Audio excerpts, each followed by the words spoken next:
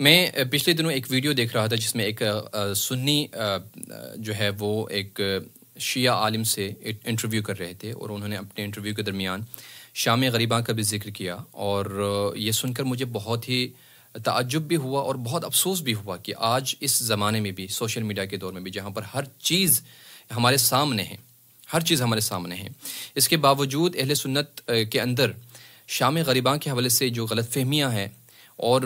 بہت بدترین غلط فہمیاں، یہ کوئی چھوٹی موٹی غلط فہمیاں نہیں ہے کہ بھئی ہمیں یہ بتایا گیا یا ہم یہ سوچتے تھے، بلکہ بدترین غلط فہمیاں شام غریباں کے حوالے سے جو کہ الفاظ میں میں بیان نہیں کر سکتا ہوں، وہ پائی جاتی ہے۔ یہ سن کر مجھے انتہائی افسوس ہوا، اور میں نے سوچا کہ میں اس حوالے سے ایک ویڈیو بناؤں تاکہ ہمارے اہل سنت جو حضرات ہیں، جو عام عوام ہیں، انہیں جس طرح سے ان کے مولویوں نے، ملاؤں نے بغض اہل بیت میں اس طرح کے چیزیں بنا کر ان کو اہل بیت سے بھی دور رکھا، اہل بیت کے تعلیمات سے دور رکھا، نہ فقط یہ کہ دور رکھا بلکہ ان کے دلوں میں، ان کے اولاد کے دلوں میں اہل بیت کے بغض ڈالنے کے لیے انہوں نے بہت کوششیں کی ہے، جس میں وہ کامیاب رہے۔ لیکن اب سوشل میڈیا کا دور ہے، ہر چیز سامنے آ جاتی ہے، اور ہر چیز سامنے ہے، جس کی وجہ سے اب ان جوانوں کے اندر، نوجوانوں کے اندر جرأت پیدا ہو گئی ہے کہ وہ سوال پوچھیں۔ اچھا کہ انہوں نے پوچھ کر کہ وہ اپنے اندر یہ چیز ان کو کافی بودر کر رہی تھی کہ مجھے نہیں معلوم کہ شیعہ اس رات کیا کرتے ہیں، اور کیوں بتیاں بجھاتے ہیں، کیوں اندھیرا کرتے ہیں، اور مرد اور زن مخلوط ہو جاتے ہیں نعوذ باللہ وہاں پر، اور کیا کیا حرکتیں کرتے ہیں۔ اس طرح کے سوالات اس نے کیا، سوال جو بہت ہی سخت تھا، اور یہ اس سوال نے مجھے بھی بہت زیادہ جو ہے وہ آپ سمجھ سکتے ہیں کہ اندر سے زخمی کیا۔ لیکن میں نے سوچا کہ ہم اس طرح سے پیار محبت کے ساتھ ان کو جواب دیں، اور ان کو دعوت دیں کہ ابھی شام غریباں آنے کو ہیں، اور اس سال آپ سب اپنے اپنے جگہوں پر جہاں پر بھی ذکر ابا عبداللہ ہو رہے ہیں، مجالس برپا ہو رہے ہیں، ہر جگہ پر شام غریباں کی مجلس برپا ہوگی انشاءاللہ۔ وہاں پر آپ تشریف لے جائیں اور دیکھیں اپنی آنکھوں سے، بجائے اس کے کہ آپ کسی سے پوچھیں، کسی ملا سے پوچھیں، کسی مولوی سے پوچھیں، وہ تو آپ کو یہی بتائیں گے کہ شیعوں سے دور رہیں، جیسا کہ پوری زندگی آپ کو دور رکھ کے اپنے آپ کو انہوں نے سب کچھ بنا کر پیش کیا، اور ان کے تلوے آپ چاٹتے رہیں، اور ان کو آپ نے سب کچھ سمجھا۔ تو اب جا کے آپ اپنے حساب سے ایک کام کیجئے گا کہ جو آپ کے غلط فہمیاں ہیں شیعوں کے حوالے سے، قرآن کے حوالے سے، تو شیعہ مسجدوں میں جا کر پوچھیں، آپ دیکھیں، قرآن خود کھول کر دیکھیں کہ یہ 30 سپارہ والا قرآن ہے یا 40 سپارے والا قرآن ہے، یا ان کے قرآن ہی الگ ہے۔ تو دیکھیں آپ شیعہ نماز کسی اور جانب جو ہے وہ کربلا کی جانب رک کر کے پڑھتے ہیں، اس طرح کی غلط فہمیاں ابھی بھی لوگ اپنے ذہنوں میں ہیں۔ یہ بہت افسوسناک ہیں کہ آپ کے پاس شیعہ مساجد اور امام بارگاہ موجود ہیں، وہاں پر آپ جا کر کیوں نہیں آپ دیکھتے ہیں، آپ کیوں نہیں پوچھتے؟ لہٰذا میں یہ مختصر جواب دینے کی کوشش کرتا ہوں، شام غریباں کیوں مناتے ہیں اور یہاں پر بتیاں کیوں بجھاتے ہیں؟ شام غریباں دراصل بر صغیر میں یہ پہلی دفعہ شام غریباں کا جو لفظ تھا وہ بر صغیر کے ایک عالم دین نے اس لفظ کا انتخاب کیا، اور اس جو ہے وہ میں نے اس کے اوپر ایک ویڈیو بنا دی، آپ اس کو دیکھ سکتے ہیں کہ شام غریباں کی ابتدا کہاں سے ہوئی، اور اس کے جو ہے وہ تاریخی پس منظر کیا ہے، وہ مکمل ایک ویڈیو بنائی ہے۔ لہٰذا شام غریباں کا جو نام تھا وہ اس کے ساتھ مخصوص کر دیا گیا، غریبوں کی شام۔ آپ اس لفظ سے ہی آپ سمجھ جائیں اور کوشش کریں کہ جب شب عاشور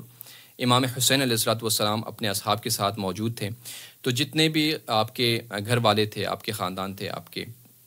زوجات اور آپ کے بہن اور آپ کے بچے، سب کے سب آپ کے ساتھ موجود تھے، اور ان کے سب کے سروں پر ان کے چاہنے والوں کے جو ہے وہ شفقت موجود تھے، اور ان کے سایہ موجود تھے۔ ایک سب پہلے یعنی شب عاشورہ سے پہلے کی جو شب ہے، یہ تمام چراغ جو ہے، یہ تمام روشنیاں گل ہو جاتی ہے اگلے دن عصر تک، یعنی عصر عاشور تک یہ تمام چراغ ہدایت جو ہے وہ گل ہو جاتے ہیں، ختم ہو جاتے ہیں، شہید ہو جاتے ہیں۔ یہ خون آشام رات یا شام کہ جو غریبوں کی شام ہے، یتیموں کی شام ہے، اسیروں کی شام ہے، کہ جہاں پر بی بی زینب سلام اللہ علیہا تنہا اپنے چاہنے والے یعنی بچوں کی حفاظت کر رہی ہیں، جو خواتین بچے ہوئے ہیں، جو بچے ہوئے تھے امام حسین کے یتیم، اور باقی جو اصحاب تھے ان کے یتیم، ان سب کو بچانے والی خود بی بی فاطمہ الزہرا سلام اللہ علیہا کی بیٹی اور مولا امیر المؤمنین علیہ السلام کی بیٹی تنہا حفاظت کر رہی ہے، جبکہ خیام جلائے گئے ہیں۔ اب اندھیرا ہی اندھیرا ہے، اس اندھیرے کو ہم ذہن میں رکھ کر اس کی یاد کو تازہ کرنے کے لیے، اس کو اور زیادہ پردرد اور پرسوز بنانے کے لیے ہم یہ کام کرتے ہیں کہ بتی بجھاتے ہیں، اور کہیں کہیں پر لال بتی کا بھی جو ہے وہ مظاہرہ کرتے ہیں تاکہ خون آشام رات کا بھی جو ہے ایک فضا جو ہے وہ قائم ہو جائے۔ اس کو ہم جب دیکھتے ہیں، اس تاریکی کو دیکھتے ہیں، تو ہم اپنے کانوں سے گویا ان یتیموں کی آواز، ان سسکتی ہوئی آوازوں کو سن سکتے ہیں کہ جو اپنے عزیزوں کو کھو دینے کے بعد اس شام میں غریبی اور یتیمی کی حالت میں رو رہے ہیں، اپنے یتیموں کو، اپنے بابا کو یاد کر رہے ہیں، کوئی اپنے ماموں کو یاد کر رہے ہیں، کوئی اپنے چچا کو یاد کر رہے ہیں، کوئی اپنے بھائی کو، کوئی اپنے بیٹے کو یاد کر رہے ہیں، اور ہر طرف گریہ و زاری کی آواز ہے، اور دشمن کی طرف سے خوف ہے، اور خیام لوٹ لیے جاتے ہیں، خیاموں کو آگ لگا دیے جاتے ہیں، کبھی اس خیام سے نکل کر اس خیام میں بی آتی ہیں، کبھی ایک بیمار کو لے کر اس خیام سے اس خیام میں جاتی ہیں۔ لہٰذا اس یاد میں ہم شام غریباں مناتے ہیں۔ لہٰذا اے میرے اہل بیت کے چاہنے والے، اہل سنت کے میرے بھائی بہنوں، جو کہ بہت ہی آپ کے ساتھ ناانصافی کی ہے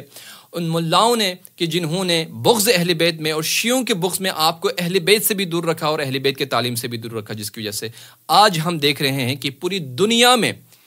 شیعہ جس عزت احترام کے ساتھ زندگی گزار رہے ہیں، اہل سنت اس عزت و احترام کو ختم کر چکے ہیں، کیونکہ غزہ اور فلسطین کا جو مسئلہ ہے اس نے واضح کر دیا ہے۔ آپ دیکھیں فلسطین میں رہنے والے سب کے سب سلفی ہے، یعنی وہ اہل سنت بھی نہیں ہے بلکہ وہ وہابی ہے، شیعوں سے بغض رکھنے والے ہیں ظاہراً، لیکن جب ان پر وہ کلمہ گو تھے، جب ان پر اٹیک ہوا تو آپ نے دیکھا، پوری دنیا نے دیکھی کہ کس نے ان کا دفاع کیا اور کون ان کا ساتھ دے رہے ہیں۔ چاروں طرف سے ساتھ دینے والے سب کے سب شیعہ ریزسٹنٹ فورس ہیں،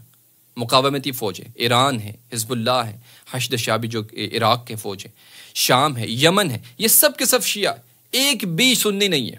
آپ نے دیکھا شیعوں نے یہ طاقت اور یہ مقاومت کہاں سے سیکھی؟ کربلا سے اور امام حسین سے۔